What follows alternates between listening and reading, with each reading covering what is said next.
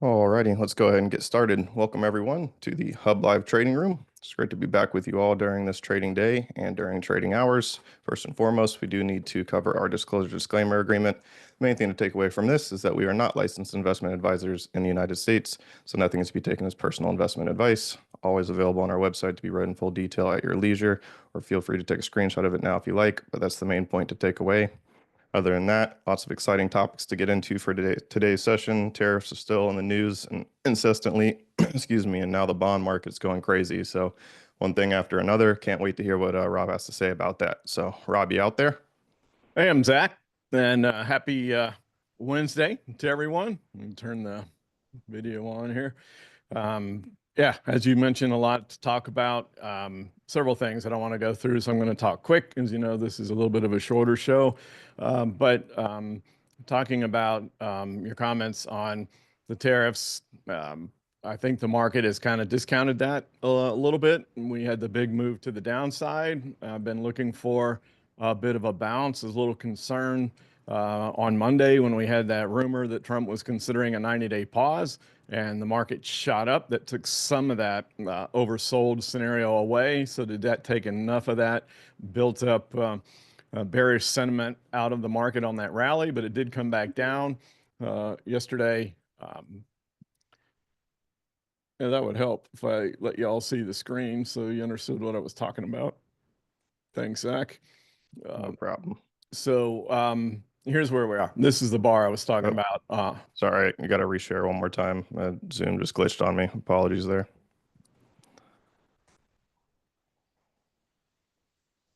And now we're good. We're good? Okay. All right, take two. Here's the bar I was talking about where we opened on Monday. Things looked pretty darn ugly. And then we had the rumor that came out, market rallied, went up big. Then White House says that's fake news. So we came back down, but not down near where we were on the low. So I was wondering if this rally here took some of the oversold condition away. You can see the 10-day moving average is catching up. That's what we look for on these oversold conditions, is the market and the 10-day moving average coming back closer together. And then on Tuesday, we opened down, trade a little bit lower, and then managed to close up a bit. Other way around. We open higher and close lower. And today we're trying to do the opposite. We open lower and we're trying to close a bit higher here. There's where we are. We're not so far oversold from the 10-day moving average anymore. So that rally did kind of take some of that steam. I was looking for a bounce where you bounce up and actually close higher. We still haven't had that day yet. So maybe we still get one of those. We know the gap is lurking out here that at some point in time will get filled, or highly likely to get filled, especially on the SPY. But we may need to finish this wave 3 first. Some people are calling that we need to test those lows, but they also said that we tested the low back here. So, take that with a grain of salt, the stuff that you hear on the financial networks.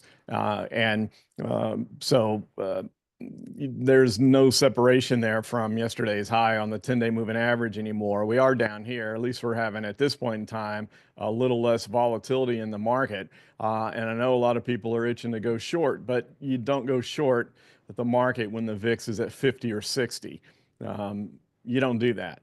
For two reasons. One, they're going to pull all the volatility out unless you have another big downward move and an even higher spike. But we're getting into the stratospheric tide. This is what I was looking for last Thursday night. Remember, during Insiders, I was saying that I didn't know if this spike down here to 30 was enough. It seemed like we needed more of a washout. Well, we got that. We got the VIX up more 60 where I wanted it. But you don't short the market when the VIX is above 50.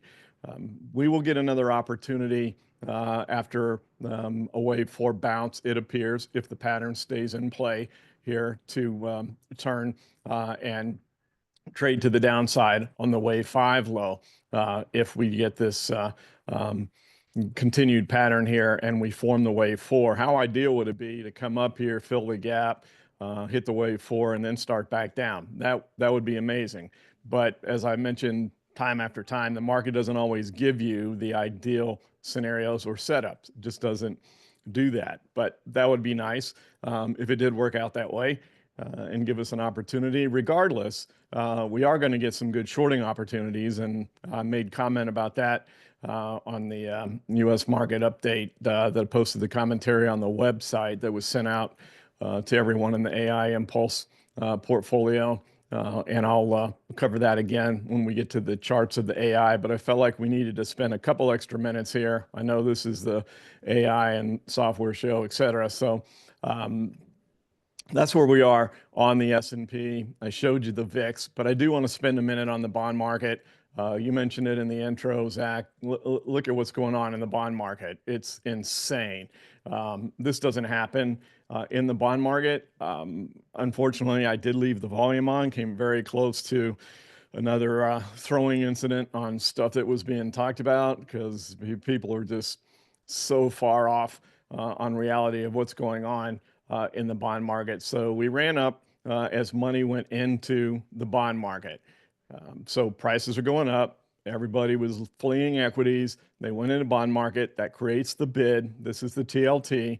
So bids and rates went up, or excuse me, bids went up, prices went up, rates came down. And then we've had the reverse. So now we're going down big here, and it's creating all this speculation on what's going on. Why are rates going higher like this? Now, there's no doubt that foreign countries are selling some of our bonds. We can track that. We know that. Part of that is, I think, those are warning shots being fired from other countries on the tariffs, et cetera. So they are selling, but they can't afford. This is the thing that people need to realize. These other countries can't play this Russian roulette game for long. The U.S., and this is the leverage that President Trump has, is the consumption engine of the world. Everybody wants to do business here, and President Trump knows it. And that's why he's using all this as leverage to create more fair trade. Because we have been getting taken advantage of for decades. Other countries have had tariffs on us for a long time, and we haven't. And it has been unfair. And that's what's enticed foreign or US-based companies, domestic companies, to go manufacture their goods overseas because it's cheaper. He just wants to take that away and make it fair and encourage US manufacturers to manufacture in the US. That's going to take some time. I'm not going to just build these factories overnight. Apple came out and committed to doing it. I'm going to show you the chart of Apple here. And other than moving up today, it was just a ho-hum. That wasn't enough because everybody knows that's not something that's going to change overnight. So we're getting a little bit of an oversold bounce here in Apple. And by the way, I did want to, I'm sure a lot of you are messaging Zach, so I thought I might take a little bit of a time off that. We are using the same data feed, or at least HUBB is now using the same data feed that they did in the legacy software. There's issues. It's been constant issues with Refinitiv that was providing the live data. So there's all kinds of stuff going on there. So in the meantime, while all that gets sorted out, we're using the same, or HUBB is using the same data feed they did in the legacy software. A point that I wanted to make that I'm not sure everybody's aware of, oftentimes you get a quote right away. When the morning opens. Sometimes the quotes come out around 11 o'clock for the first opening, but it updates periodically. So even though we don't have live charts, you can refresh your chart every couple of hours and it will update where the prices are. So it's not the same as live, but it's not that you have to wait to the close to see what's going on either. So I want to bring that up. No effect to the AI signals, none of that stuff. It's just an issue with the data provider, and the HUBB guys are dealing with that. But I'd tell them to go, pound sand or whatever and find somebody else. But that's their job. They'll figure that out.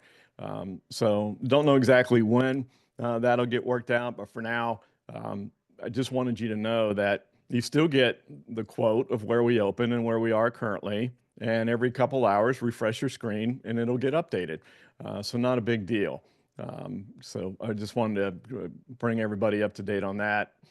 Maybe take some comments away from Zach during this session as he multitasks. But going back to the bond market here, and by the way, Apple is very oversold. Pretty interesting there. It did hit its downside target here. So now it looks like perhaps we could turn and go back to the upside. It was only a 53 score, but sure did work.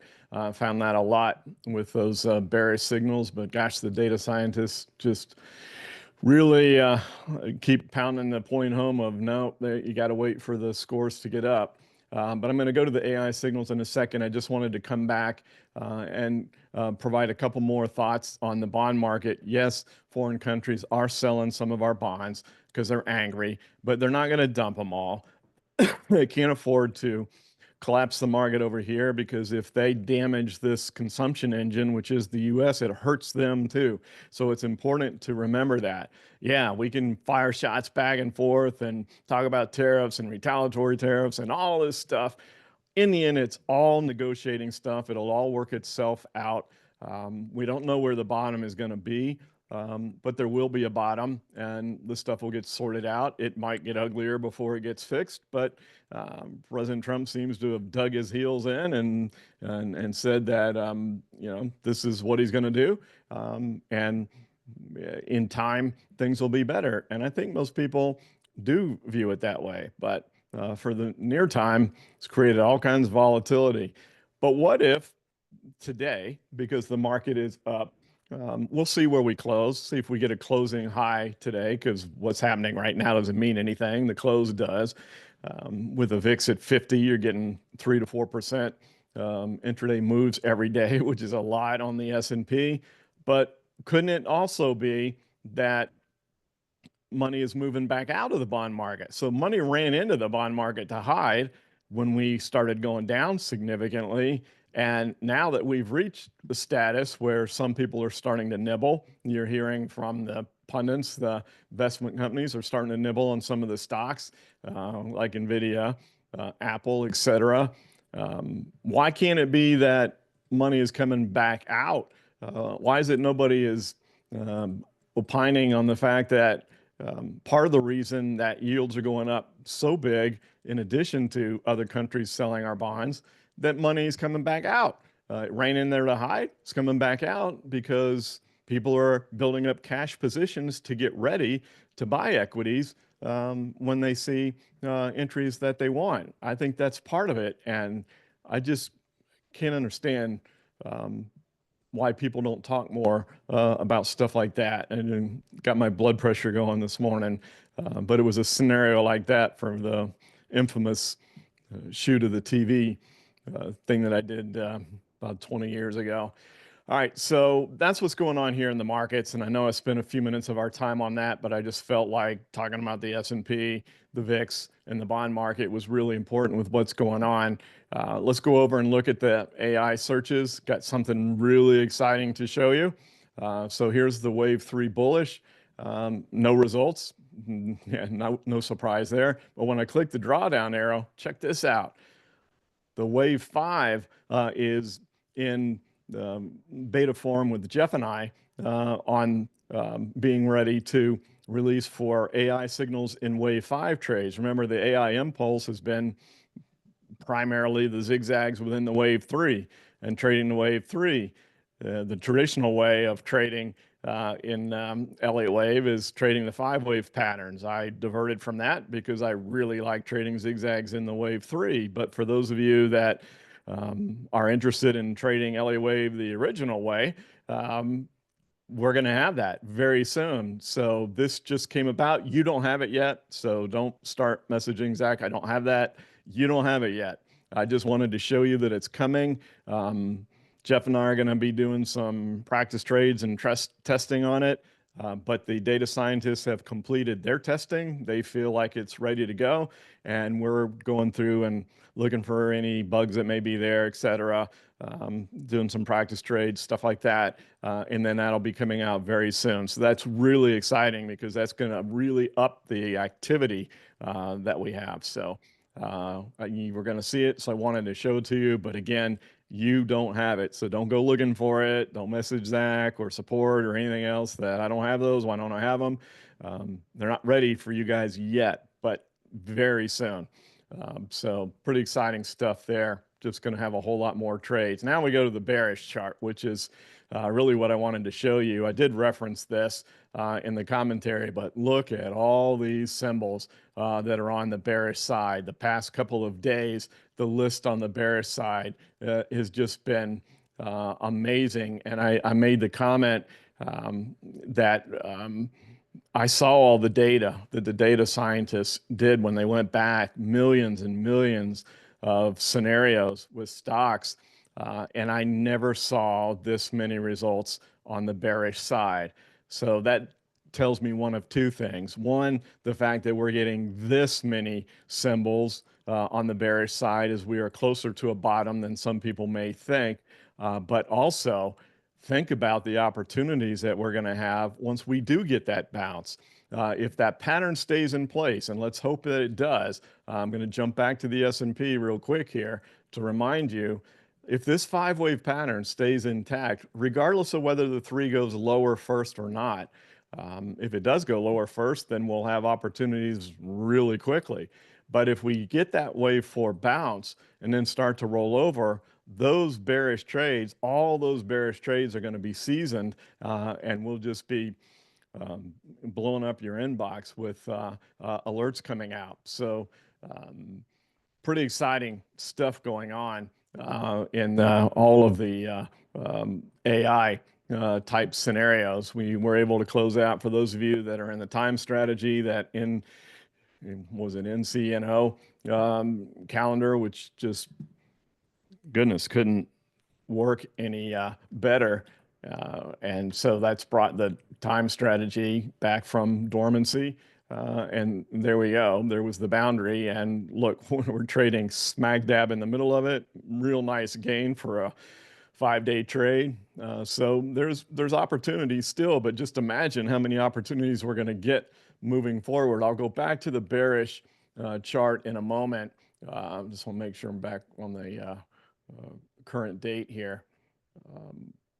And then, yeah, so we'll go back here. Wanted to show the sideways real quick. There's a couple that are interesting that are low scores. We've tried a couple of these with the low scores on the sideways, means they're going to break out, and they have been doing so. You can see this one's already moved, SLNO. I'm not really too familiar with that one. This one's quite interesting to me here. This is you've heard me say I try to discourage people, stay away from these. The multiples, this is a 1 times though, so it's not a 2 or a 3 times. And the way they create that extra leverage in those ETFs is use futures. So basically you have double time decay. They're designed to erode in value and go down to 0. Then they reverse split and come back up. They don't go to 0, but they go down near 0, reverse split, come back up. You've got to be right on your timing on this. So if this was a 2 or 3 times short the VIX, wouldn't be interested in it at all. But you can see we're trading right smack in the middle here, and perhaps we can do some sort of a strangle on this, because with the VIX where it is, it's either going to spike to 80 or it's going to come running back down. And I think this could be a good place to be if the strangle plays out. So as you know, I like to talk to you guys about this first on this show specifically, and then we'll go through and figure out from there whether or not to send out an alert on a given day. So if we come down, let's look at the June monthlies, because we want enough time for this to move. And on the options part, you can see that some wide spreads. They widened from when I looked at them earlier. That's aggravating. So we're going to have to keep an eye on that. Something crazy just happened in the market. I don't know what it is, but there's an off the charts spike right now. Let me see if I can get a news highlight for you and see what in the world's going on. Sorry, but it's showing all of a sudden the E-minis are up 200 points. So let's figure out what in the world just happened. Uh, could possibly be that China announced a retaliatory tariff of U.S. goods of 84% after 104% U.S. levy on Chinese imports went into effect on midnight. I really don't think that's it. That was an early, this is something that literally just happened. So, not sure what that might be, but something um, absolutely just happened to create this spike in the market. We'll see what that is, um, what may be going on here to create a move that magnitude. Um, this is pretty amazing.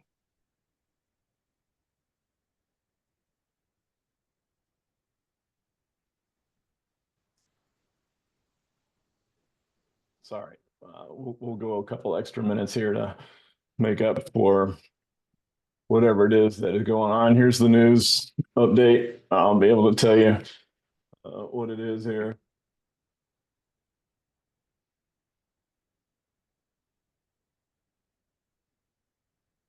Sorry about this, but this is the fun part of having a live show, is that we get these wild things going on.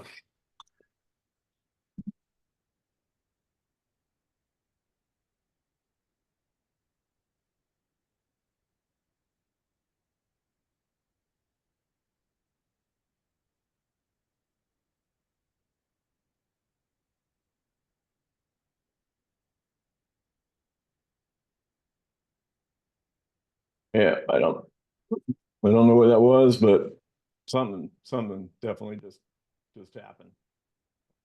Doesn't seem to be any sort of news that's made it to the networks yet.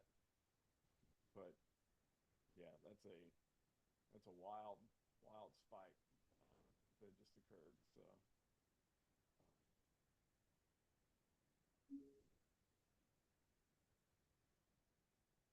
anyway, something just happened.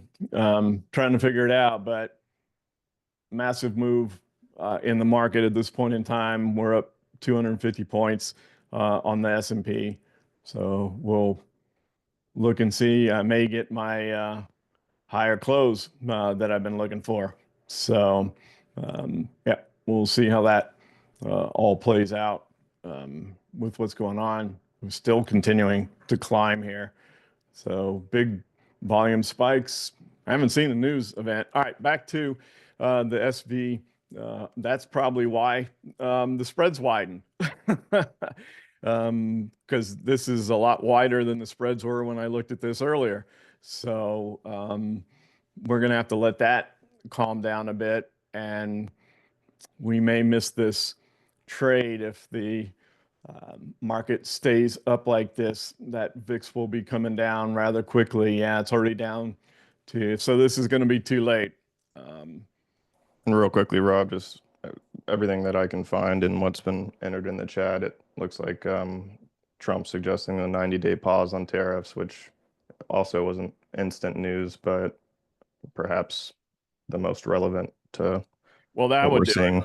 That would do it. But that's the exact same thing that came out on Monday, and then it came out and Exactly. said it was fake news. So is this another one of those um, setups, or is this one legit this time? Hard to know. But yeah, I don't think we want to chase this move at this point in time with this huge move higher. That's too vertical. We're still rallying. So now we're over 300 on the SPY. So, all right, psych on this trade. We would have been right, but it's too late now.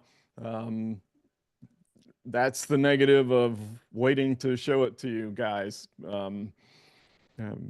But it would be hard to get out right now, just while I'm going through education here. These spreads weren't like this when I looked at it this morning, and now I know why they widened. They widened just before that came out, so they could see the bids coming in, and they widened the spreads. So even though we would have been right on this at this moment, it would be very difficult to get out. Look at the 15 strike put here, 70 cents by 1070. We're tightening up a little bit over here on the call side. So since this is a short, the VIX, that means you would look on the call side, expect this to go up. And the spreads are still pretty wide. 17 strike is 60 cents by $5, but some of them are tightening up a bit. And then perhaps we can have a little bit more of a reasonable spread between the strikes, but it doesn't matter for us right now because the trade's gone. But it does illustrate what the power is. I've been highlighting this for a few weeks now on putting strangles on the very low scores on the time strategy. So we did the calendar on NCNO, and that worked great on staying sideways with a higher score. And now you can see the opportunities here of putting strangles on the real low scores, being the fact that if it's below 25, the likelihood is we are going to break one of these boundaries where, as you know, with a high score, the likelihood is we're going to stay in a 1 standard deviation range, which is where those boundaries are drawn. So the likelihood is we stay within the boundaries with a high score on the sideways. It's likely we break out of the boundaries with a low score. And yeah, we would have if we had had an opportunity to put that on this morning, but that's the way it goes. That's trading, as they say.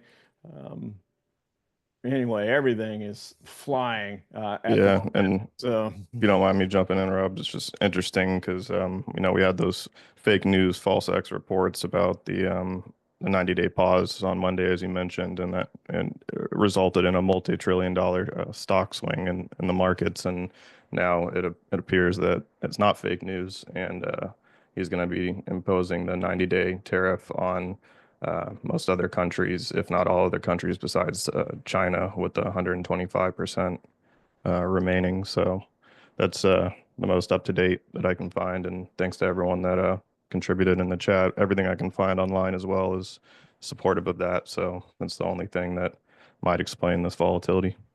oh well, yeah, that's what it has to be. It has to be something about the tariff side of things. So yeah, you're right. On Monday when we had this big swing, it set a record on the Dow.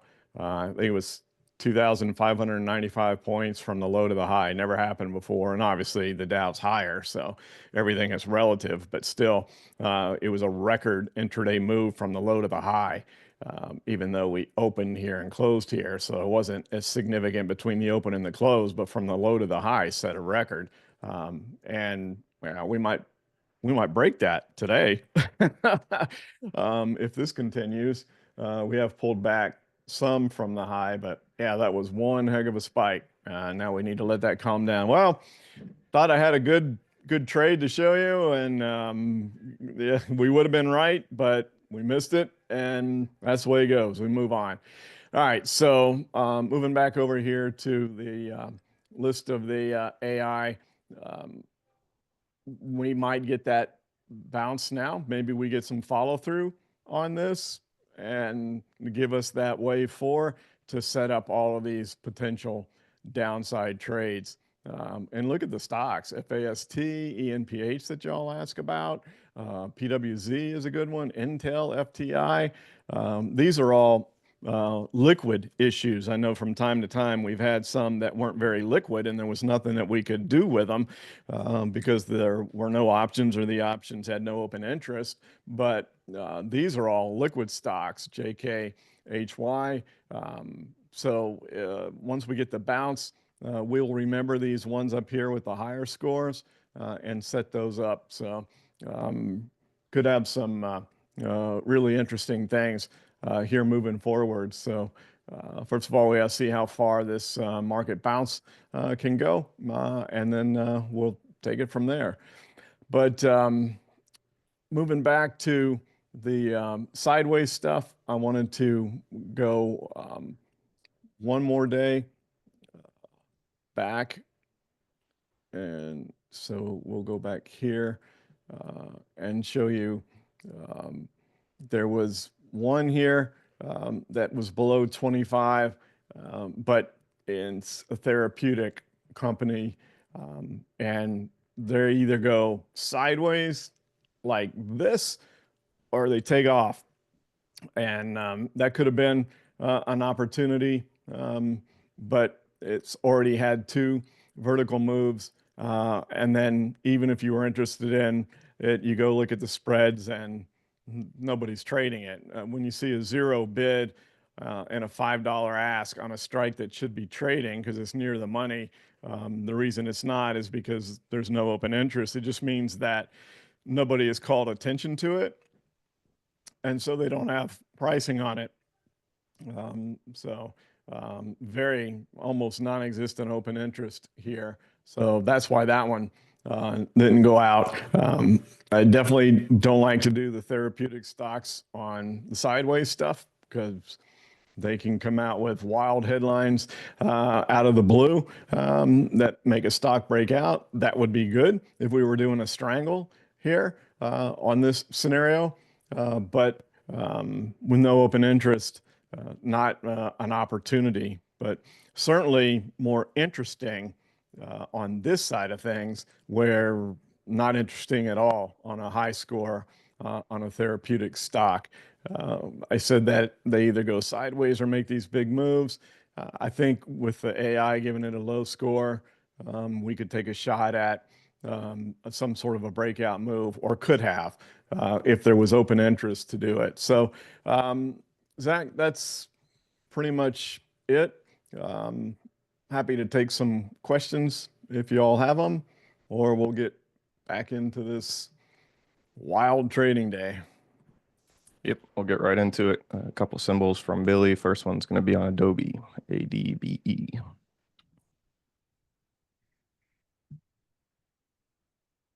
I haven't looked at Adobe recently, so take a look and see what it's showing.